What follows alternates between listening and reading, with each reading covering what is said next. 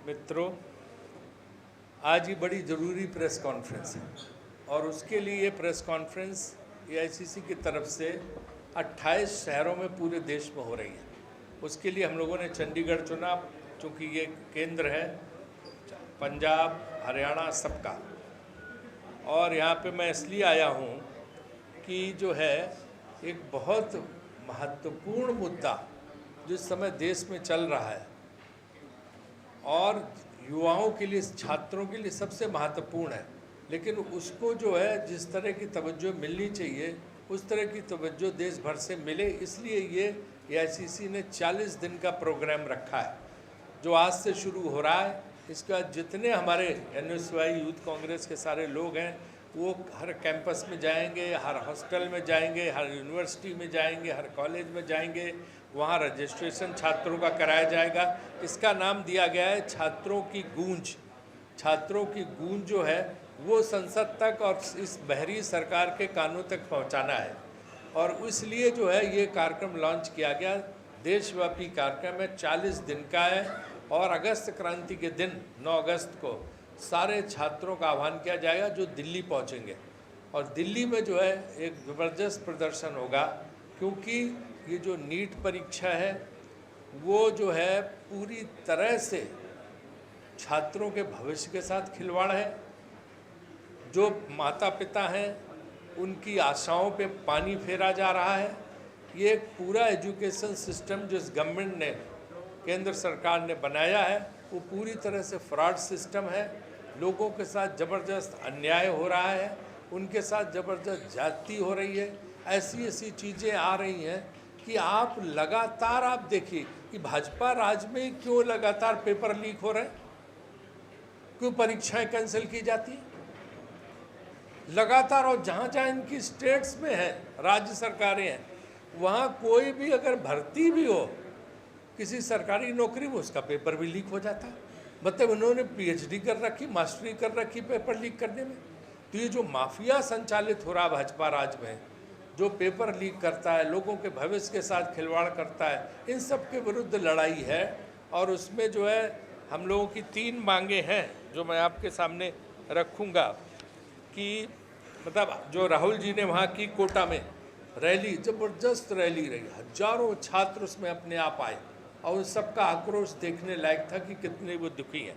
ये कोई paper leak नहीं, ये परीक्षा व्यवस्था की पूरी नाकामी है। छात्र फेल नहीं हो रहे हैं, शिक्षा मंत्रालय और एनटीए छात्रों को फेल कर रहा है। यह पेपर लीक नहीं है, भविष्य लीक है। यह परीक्षा सुधारनी परीक्षा घोटाला है। जैसे कि वहाँ पे कहा गया था कि जो शिक्षा मंत्रालय का बजट है उससे कई गुना खर्च छात्रों, उनके पेरेंट्स, उनके माता पिता कर रहे हैं। लाखों करोड़ वो खर्च कर रहे हैं जो शिक्षा मंत्रालय का बजट तक नहीं, और इसके बाद उनके साथ ये तमाशा हो रहा है। 20 छात्र जो है आत्महत्या कर चुके हैं, सुसाइड कर चुके हैं 20 छात्र।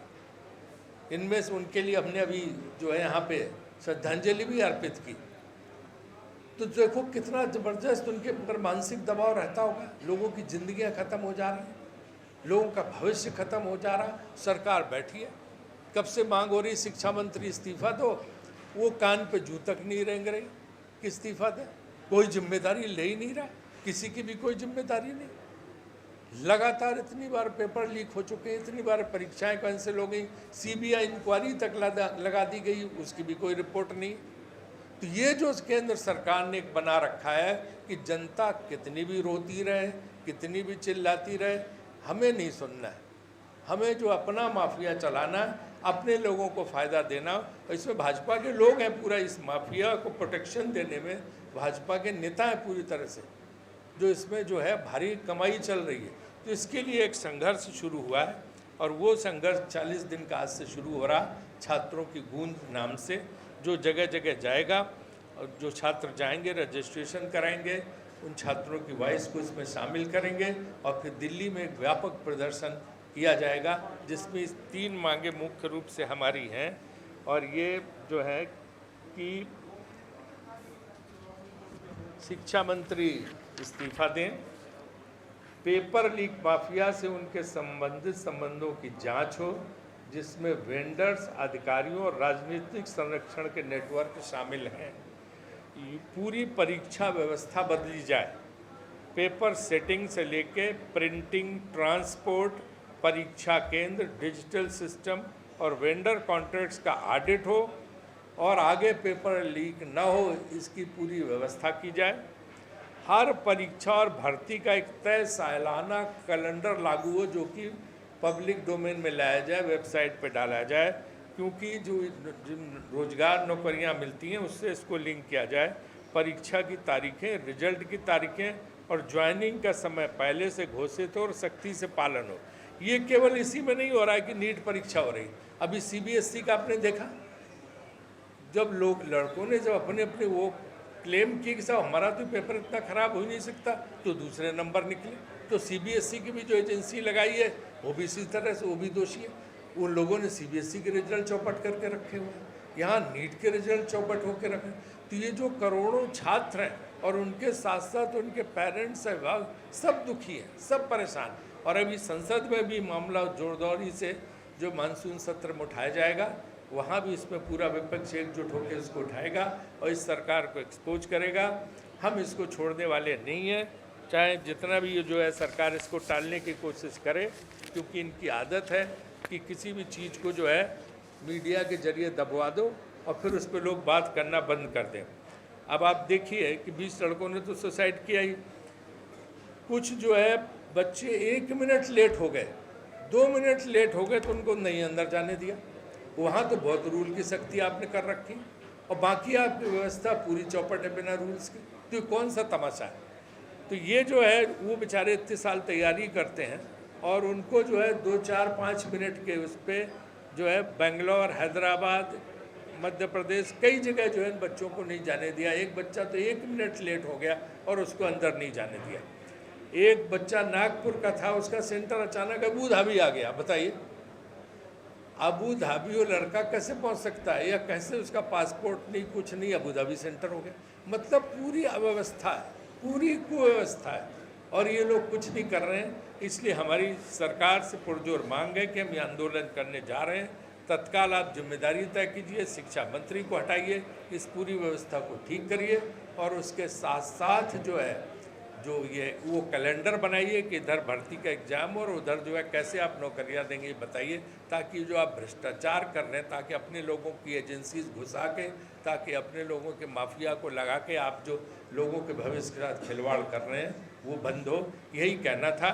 और हमारे साथ लोग बैठे हैं और थोड़ा सा मैं इनसे कहूँगा, जो इनको यहाँ का इंचार्ज बनाया गया है छात्रों के गूंज कार्यक्रम का, कि आप कुछ कहना चाहें, जोड़ें, है ना? फिर मैं रिक्वेस्ट करूँगा पीस चीफ से, पहले पीस चीफ, हाँ, चलिए 1 मिनट के लिए आप भी संबोधन करिए।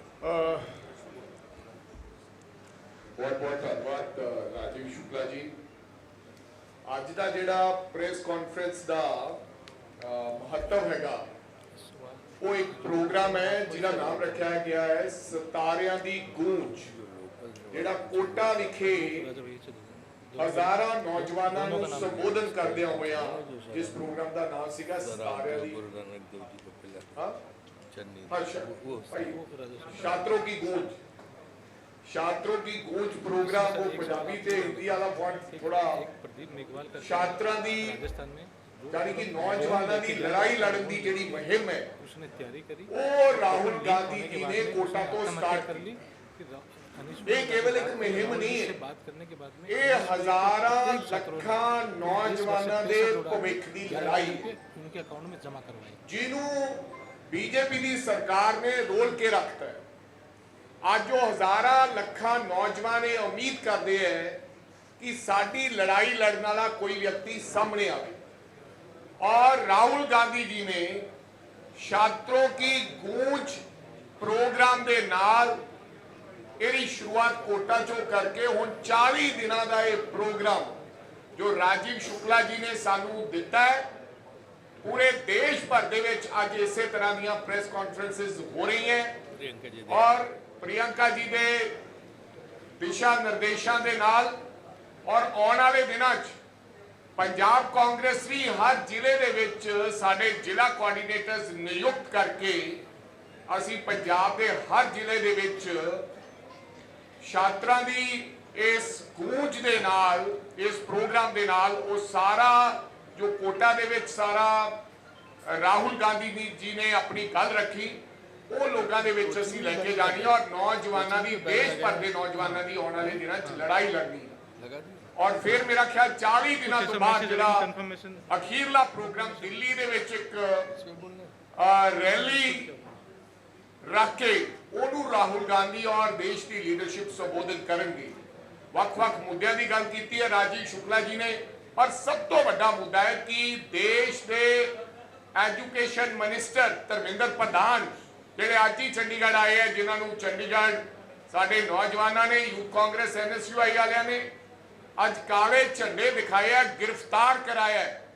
ਜਿੰਨੇ ਮਰਜ਼ੀ ਤੁਸੀਂ ਸਾਡੇ ਸਾਥੀ ਗ੍ਰਿਫਤਾਰ ਕਰ ਦਿਓ, ਜਿੰਨਾ ਮਰਜ਼ੀ ਤੁਸੀਂ ਤਸੱਦਦ ਲੋਕਾਂ ਤੇ ਢਾਲੋ, ਲੇਕਿਨ ਅਸੀਂ ਕਾਂਗਰਸ ਪਾਰਟੀ ਤਦ ਤੱਕ ਦਮ ਨਹੀਂ ਲਵਾਂਗੇ ਜਦ ਤੱਕ ਇਸ ਦੇਸ਼ ਦੀ ਜਿਹੜਾ ਇਹ ਨੀਟ ਦਾ ਐਗਜ਼ਾਮ, ਚਾਹੇ ਉਹ CBS ਦਾ, ਇਹ ਪ੍ਰਣਾਲੀ ਨੂੰ ਤੁਸੀਂ ਠੀਕ ਨਹੀਂ ਕਰ ਲੈਂਦੇ ਔਰ ਉਹਨਾਂ ਲੋਕਾਂ ਨੂੰ ਸਜ਼ਾ ਨਹੀਂ ਦੇ ਦਿੰਦੇ ਜਿਨ੍ਹਾਂ ਨੇ ਹਜ਼ਾਰਾਂ ਲੱਖਾਂ ਨੌਜਵਾਨਾਂ ਦੇ ਭਵਿੱਖ ਨਾਲ ਖੇਡਣ ਦੀ ਕੋਸ਼ਿਸ਼ ਕੀਤੀ ਹੈ। ਔਰ ਨਾਲ ਹੀ ਨਾਲ ਸਭ ਤੋਂ ਵੱਡੀ ਜਿਹੜੀ ਡਿਮਾਂਡ ਹੈ ਕਿ ਧਰਮਿੰਦਰ ਪ੍ਰਧਾਨ ਅਸਤੀਫਾ ਦੇਣ, ਤਦ ਤੱਕ ਦੇਸ਼ ਦਾ ਨੌਜਵਾਨ ਔਰ ਦੇਸ਼ ਦੀ ਕਾਂਗਰਸ ਚੈਨ ਦੇ ਨਾਲ ਨਹੀਂ ਬੈਠੂਗੀ। ਤੁਹਾਡਾ ਬਹੁਤ ਬਹੁਤ ਧੰਨਵਾਦ। ਸਾਥੀਓ, ਤੁਹਾਡਾ ਸਾਰਿਆਂ ਦਾ ਬਹੁਤ ਦਿਲੋਂ ਧੰਨਵਾਦ ਕਿ ਤੁਸੀਂ ਅੱਜ ਇੱਕ ਛੋਟੇ ਜਿਹੇ ਸੱਦੇ ਦੇ ਇੱਥੇ ਆਏ। ਸਾਡੇ ਵਿੱਚ ਰਾਜੀਵ ਸ਼ੁਕਲਾ ਜੀ ਨੇ ਤੁਹਾਡੇ ਅੱਗੇ ਵਿਚਾਰ ਰੱਖੇ, ਰਾਜਾ ਵੜਿੰਗ ਜੀ ਨੇ ਦੱਸਿਆ ਕਿਵੇਂ ਪੰਜਾਬ ਦੇ ਵਿੱਚ ਕਰਾਂਗੇ। ਮੈਂ ਚੰਡੀਗੜ੍ਹ ਬਾਰੇ ਵੀ ਦੱਸਦਾ। ਪਿਛਲੇ 4-5 ਦਿਨ ਤੋਂ ਲਗਾਤਾਰ 21 ਤਰੀਕ ਤੋਂ ਲੈ ਕੇ ਕੱਲ 26 ਨੂੰ ਤੱਕ ਸਾਡੇ ਲਗਾਤਾਰ ਪ੍ਰੋਗਰਾਮ ਚੱਲ ਰਹੇ ਨੇ, ਰੋਜ਼ ਅਖਬਾਰਾਂ 'ਚ ਛਪ ਵੀ ਰਹੇ ਨੇ, ਮੀਡੀਆ 'ਚ ਵੀ ਆ ਰਿਹਾ ਹੈ। ਅਸੀਂ ਰਾਹੁਲ ਗਾਂਧੀ ਜੀ ਨੇ ਜਿਹੜਾ ਕੋਟਾ ਦੇ ਵਿੱਚ ਸੰਬੋਧਨ ਕੀਤਾ ਸੀਗਾ ਸਟੂਡੈਂਟਸ ਨੂੰ, ਜਿੱਥੇ 3000 ਦੇ ਕਰੀਬ ਜਿਹੜੇ ਸਟੂਡੈਂਟਸ ਇਕੱਠੇ ਕੀਤੇ ਗਏ ਸੀ ਜਿਨ੍ਹਾਂ ਨੇ ਨੀਟ ਦਾ ਐਗਜ਼ਾਮ ਦਿੱਤਾ, ਜਿਹੜੇ ਸਿਵਲ ਸਰਵਿਸਿਜ਼ ਦੇ ਐਸਪੀਰੈਂਟਸ ਸੀਗੇ, ਡਿਫਰੈਂਟ ਕੰਪੀਟੀਟਿਵ ਐਗਜ਼ਾਮਸ ਦੇ ਰਹੇ ਸੀਗੇ। ਔਰ ਉਸ ਤੋਂ ਬਾਅਦ 4-5 ਜਗ੍ਹਾ ਉਹਨਾਂ ਨੇ ਰਾਹੁਲ ਜੀ ਨੇ ਹੋਰ ਜਾਣਾ ਹੈ ਆਉਣ ਵਾਲੇ ਦਿਨਾਂ 'ਚ। ਮੀਨਵਾਈਲ ਇੱਕ ਛਾਤਰਾਂ ਦੀ ਗੂੰਜ ਜਿਹੜਾ ਪ੍ਰੋਗਰਾਮ ਐਲਾਨਿਆ ਗਿਆ ਹੈ all India NSUI youth Congress ਤੇ ਕਾਂਗਰਸ ਪਾਰਟੀ ਵੱਲੋਂ, ਔਰ ਜਿਹਦੇ 'ਚ ਹੁਸੈਨ ਸੁਲਤਾਨੀਆ ਜੀ ਸਾਡੇ ਸਿਟੀ ਦੇ ਕੋਆਰਡੀਨੇਟਰ ਬਣਾ ਕੇ ਇੱਥੇ ਲਾਏ ਗਏ ਨੇ। ਔਰ ਆਉਣ ਵਾਲੇ ਦਿਨਾਂ 'ਚ ਤੁਸੀਂ ਦੇਖੋਗੇ ਉਹਦਾ ਆਗਾਜ਼, ਜਿਵੇਂ ਰਾਜਾ ਜੀ ਨੇ ਦੱਸਿਆ, ਅੱਜ ਹੋ ਗਿਆ ਹੈ। ਅੱਜ ਬੜੀ ਆਇਰਨੀ ਦੀ ਗੱਲ ਹੈ, ਧਰਮਿੰਦਰ ਪ੍ਰਧਾਨ ਜੀ 1975 ਦੀ ਐਮਰਜੈਂਸੀ ਨੂੰ ਲੈ ਕੇ ਇੱਥੇ ਇੱਕ ਪ੍ਰੋਗਰਾਮ ਕਰਨ ਆਏ ਆ। ਅੱਜ ਤੋਂ 51 ਸਾਲ ਪਹਿਲਾਂ ਇੱਕ ਘਟਨਾ ਹੋਈ, ਉਹਦਾ ਸਵਾਲ ਪੁੱਛਣ ਵਾਸਤੇ, ਲੋਕਾਂ ਨੂੰ ਦੱਸਣ ਵਾਸਤੇ, ਜਾਗਰੂਕ ਕਰਨ ਵਾਸਤੇ ਆਪਣੇ ਹਿਸਾਬ ਨਾਲ ਆਏ ਨੇ ਕਿ ਐਮਰਜੈਂਸੀ ਦੇ ਸਵਾਲ ਚੱਕਣਗੇ, ਪਰ ਇਸ ਸਵਾਲ ਦਾ ਜਵਾਬ ਕਿਤੇ ਨਹੀਂ ਦੇ ਰਹੇ। 12:30 ਵਜੇ ਮੈਨੂੰ ਪਤਾ ਤੁਹਾਡੇ ਚੋਂ ਬਹੁਤ ਪੱਤਰਕਾਰ ਸਾਥੀਆਂ ਨੇ ਉੱਥੇ ਵੀ ਜਾਣਾ, ਉਹਨਾਂ ਨੇ ਟੈਗੋਰ ਥੀਏਟਰ 'ਚ ਪ੍ਰੋਗਰਾਮ ਹੈ ਰੱਖਿਆ। ਪਰ ਜਿਵੇਂ ਮੋਦੀ ਜੀ ਵਨ ਸਾਈਡਡ ਸੰਵਾਦ ਰੱਖਦੇ ਨਾ, ਉਸੇ ਤਰੀਕੇ ਵਨ ਸਾਈਡਡ ਸੰਵਾਦ ਹੈ। ਫੋਟੋ ਖਿੱਚੋਗੇ, ਵੀਡੀਓ ਬਣਾਓਗੇ, ਆ ਜਾਓਗੇ, ਤੁਹਾਡੇ ਸਵਾਲਾਂ ਦਾ ਜਵਾਬ ਨਹੀਂ ਦੇਣਗੇ ਉਹ। ਸੋ ਅੱਜ ਸਾਡੇ ਚੰਡੀਗੜ੍ਹ ਯੂਥ ਕਾਂਗਰਸ ਦੇ ਤੇ NSUI ਦੇ ਸਾਥੀਆਂ ਨੇ ਉਹਨਾਂ ਨੂੰ ਕਾਲੇ ਝੰਡੇ ਦਿਖਾਏ। ਉਹਨਾਂ ਦੀ ਅਸਤੀਫੇ ਦੀ ਮੰਗ ਅਸੀਂ ਪਹਿਲੇ ਕਰ ਚੁੱਕੇ ਹਾਂ, ਅੱਜ ਦੁਬਾਰਾ ਇੱਥੇ ਮੰਚ ਤੇ ਰਾਜਾ ਜੀ ਨੇ ਵੀ ਕੀਤੀ ਹੈ, ਸਾਡੇ ਨੈਸ਼ਨਲ ਲੀਡਰ ਜਿਹੜੇ ਰਾਜੀਵ ਸ਼ੁਕਲਾ ਜੀ ਨੇ ਕੀਤੇ ਨੇ, ਹੁਸੈਨ ਸੁਲਤਾਨੀਆ, ਸਾਰੇ ਸਾਥੀ ਕਰ ਰਹੇ ਨੇ। ਔਰ ਅਸੀਂ ਇਸ ਮੰਗ ਨੂੰ ਆਉਣ ਵਾਲੇ ਦਿਨਾਂ 'ਚ ਹੋਰ ਤੇਜ਼ ਕਰਾਂਗੇ ਜਦ ਤੱਕ ਧਰਮਿੰਦਰ ਪ੍ਰਧਾਨ ਜੀ ਦਾ ਅਸਤੀਫਾ ਨਹੀਂ ਹੋਏਗਾ। ਸਾਡੀ ਕਾਂਗਰਸ ਪਾਰਟੀ, ਸਾਡੇ ਸਾਰੇ ਜਿੰਨੇ ਵਿੰਗਸ ਨੇ, ਫਰੰਟ ਆਰਗੇਨਾਈਜੇਸ਼ਨਸ ਨੇ, ਅਸੀਂ ਇਹ ਸੰਘਰਸ਼ ਉਲੀਕਦੇ ਰਵਾਂਗੇ। ਹੁਣ ਮੈਂ ਹੁਸੈਨ सुल्तानिया जी ਨੂੰ रिक्वेस्ट करेंगे कि वो थोड़ा संबोधन करें। वो 75 की इमरजेंसी में बोले 50 साल हो चुके हैं, उससे तो बड़ी इमरजेंसी आजकल चल रही है। उस समय तो कुछ नहीं था। ये राज जो है केंद्र सरकार का, इसमें तो किस ना मीडिया को बोलने देते हैं, हर एक को दबा के रखा हुआ। इमरजेंसी तो कुछ नहीं थी इस इमरजेंसी के मुकाबले जो चल रही है आजकल देश में। और अब ये जी एक हमारा जो विक्टिम है इस ब्यूरो इसका, उसकी बात भी रख पाए। हमारे बीच में हमारा एक नीट का छात्र है जो आपका अनुभव, आपकी समस्या आपके सामने साझा करेंगे। नमस्कार, मेरा नाम आशीष है।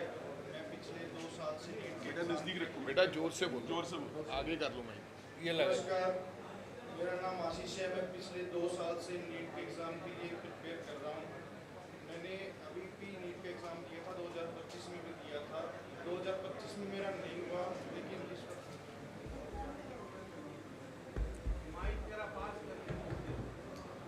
ऊंची बोलो बेटे। मैं पिछले 2 साल से नहीं रहा। कोई दे दो, कोई माइक दे दो, जोर के बोलो थोड़ा, जैसे राजा जी और मैं बोले। हाँ, जोर। मेरा नाम आशीष है, मैं हिसार से हूँ। मैं पिछले 2 साल से नीट एग्ज़ाम की तैयारी कर रहा हूँ सीकर से, लेकिन 2025 में मेरा नहीं हो पाया। 2026 में मैंने एग्ज़ाम दिया तो एग्ज़ाम लीक हो चुका था।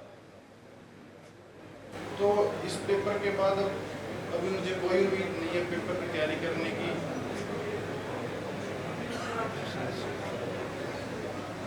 तो इसके बाद अब मैं काफ़ी डिप्रेस हूँ और मेरे इस लाइन में कोई उम्मीद नहीं है। और इतना दुखी है कि मुंह से आवाज़ भी नहीं निकल पा रही। ये हाल है, जिस तरह से भविष्य टूटा। ही तो एक उदाहरण आपके सामने रखा गया। ऐसे जो है लाखों छात्र कितने दुखी हैं। आप सबके भी बच्चे हैं, उनको भी यही झेलना पड़ेगा इस सरकार के तहत जो है। आपके बच्चे भी तंग होंगे, पत्रकारों के बच्चों का भी यही हाल होने वाला है जो इस सरकार आई है। आप अपने सवाल, आप कोई सवाल पूछना चाहते? बड़ा मुद्दा बनाने जा रहे हैं। कोटा में आपने बड़ी रैली करी, बहुत अच्छा रुझान मिला। तो किस तरह से लोकसभा क्षेत्र में आप कैसे केंद्र सरकार की घेराबंदी करेंगे, ये थोड़ा सा क्लियर करें। देखिए, ये बहुत बड़ा मुद्दा है और जिस तरह से कोटा में शुरू आपने ठीक कहा कि बहुत बड़ी रैली हुई। सारा विपक्ष एकजुट होकर संसद के अगले सत्र में इस मुद्दे को उठाने वाला है और ये इस पे लेके हम, क्योंकि छात्रों युवाओं का भविष्य का सवाल है, पेरेंट्स का, जो माता पिताओं की जो है वो इतना दुखी है, उनका मसला है और करोड़ों की संख्या में है। तो उनकी बात हम संसद में उठाएंगे, बहुत पुरजोर तरीके से उठाएंगे।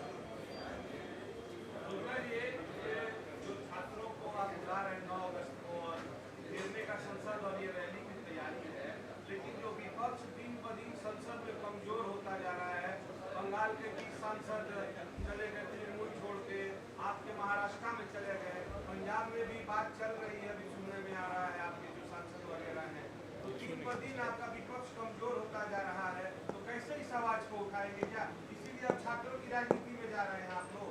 देखिए, 2 4 10 लोग चले गए, उससे कोई फर्क। विपक्ष इतना मजबूत है और सब एकजुट हैं और इस मुद्दे पे और तमाम मुद्दों पे। तो विपक्षी एकता, जो इंडिया गठबंधन की एकता है, वो कायम है। पर्याप्त सांसद हैं इस मुद्दे को उठाने के लिए। ये जो कुछ दल बदलू इधर उधर गए हैं, उससे कुछ फर्क नहीं पड़ने वाला। इससे तो बल्कि और ये साबित होता है कि ये खरीद फरोख्त करके भी, तोड़ फोड़ करके लोकतंत्र की हत्या कर रहे हैं। ये ऐसी सरकार आई है कि यहाँ तो इमरजेंसी की बात करने आ रहे हैं कि देश में 51 साल पहले इमरजेंसी। आज जो तुम कर रहे हो, जिस तरह से सांसदों को खरीद रहे हो, तोड़ फोड़ कर रहे हो, पार्टियाँ तोड़ रहे हो, ये क्या है? ये लोकतंत्र का ही कभी अटल जी अडवाणी जी ने किया होता? वो सोचते भी नहीं थे। ये वो भाजपा बदल के हो गई है कि जिसने लोकतंत्र की सारी सीमाएं पार कर दी हैं, जिसने हर गलत काम करने का तय किया है। बीजेपी तो ये कह रही है पंजाब में अब बीजेपी आएगी। बीजेपी तो कहती रहती है। अभी केरल में भी कह रहे थे कि हम आएंगे, आए। तमिलनाडु में कह रहे थे कि हम आएंगे, आए। इसके पहले तेलंगाना में कह रहे थे कि हम आएंगे, कर्नाटक में भी बोल रहे थे कि हम आएंगे, तो कहीं नहीं आए। तो बोलते ही रहते हैं। जहाँ वो इलेक्शन जो है धांधली करते हैं चुनाव आयोग से मिलके, वहीं सिर्फ गड़बड़ कर पाते हैं। बाकी जगह जहाँ जनता का पूरा प्रभाव होता है, वहाँ उनका चलता नहीं है।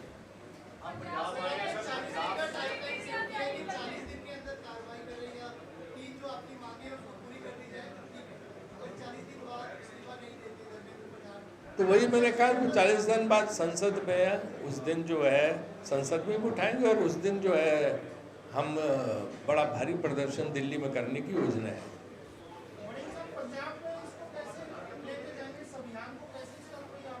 बताया ना आपको कि हर यूनिवर्सिटी, हर कॉलेज, हर हॉस्टल, हर कैंपस, सब जगह जा के करेंगे।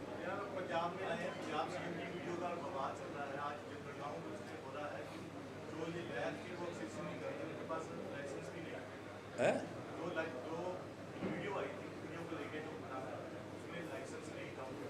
हाँ।